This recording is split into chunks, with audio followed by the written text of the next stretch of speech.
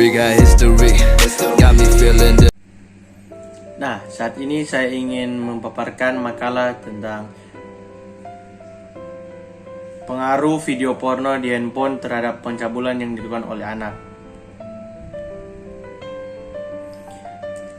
Latar belakang masalah, apabila kita mengikuti berita di berbagai media massa, kelihatannya aksi pencabulan makin meningkat saja. Seperti kejahatan kesusilaan yang dilakukan oleh anak di bawah umur. Hal ini tentunya dipengaruhi oleh berbagai faktor, antara lain karena anak tersebut tidak mendapat kasih sayang dari orang tuanya. Orang tua lupa diri sebagai orang tua karena terlalu sibuk, juga disebabkan oleh para pihak-pihak tertentu yang tidak bertanggung jawab, mempengaruhi lingkungan serta pergaulan dan kebebasan bergaul akibat tidak mendapatkan perhatian orang tua di rumah. Adanya film atau video yang lepas sensor, bacaan yang dapat merusak jiwa anak tersebut. Kemajuan teknologi yang terjadi pada saat ini telah membawa dampak perubahan bagi masyarakat, baik itu dampak positif maupun dampak negatif. Berkaitan dengan kriteria anak nakal melakukan tindak pidana menurut pasal 1 butir 2 Undang-Undang Nomor 3 Tahun 1997 tentang Pengadilan Anak adalah anak yang telah mencapai umur 8 tahun tapi belum mencapai umur 18 tahun dan belum menikah. Berbeda pasal dengan 45 KUHP yang menyatakan bahwa yang belum dewasa adalah anak yang belum berumur 16 tahun, sedang berkaitan dengan anak menjadi korban pidana, KUHP mengatur umur anak belum genap 15 tahun. Tindak pelecehan seksual oleh anak yang terjadi merupakan suatu masalah memerlukan perhatian khusus dari pemerintah karena berkaitan dengan moralitas dan generasi bangsa. Berikut adalah beberapa contoh kasus pencabulan yang berada di Sumatera Barat. Seorang remaja asal Gunung Ome, Kabupaten 50 kota berinisial SR alias Ial, 16 tahun, ditangkap anggota Satuan Reserse dan Kriminal dalam kasus dugaan pencabulan terhadap Melati atau nama samaran Red yang baru berusia 4 tahun.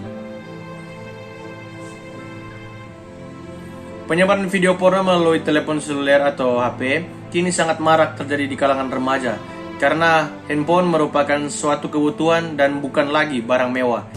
Pada saat ini perkembangan teknologi handphone semakin pesat. Handphone tidak hanya berfungsi sebagai alat komunikasi berupa video call atau messenger atau SMS, namun telah menjadi alat multiguna yang menawarkan fitur-fitur yang beragam seperti kamera atau MP3, radio, dan jaringan internet.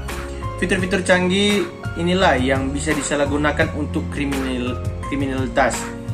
Berdasarkan uraian-uraian di atas, maka diperlukan penelitian dan mencari jawaban yang tidaknya pengaruhi video porno di handphone terhadap pencabulan yang dilakukan oleh anak. Oleh karena itu dituangkan ke dalam tulisan menjadi sebuah karya ilmiah yang berbentuk skripsi dengan judul Pengaruh Video Porno di Handphone terhadap Pencabulan yang dilakukan oleh anak.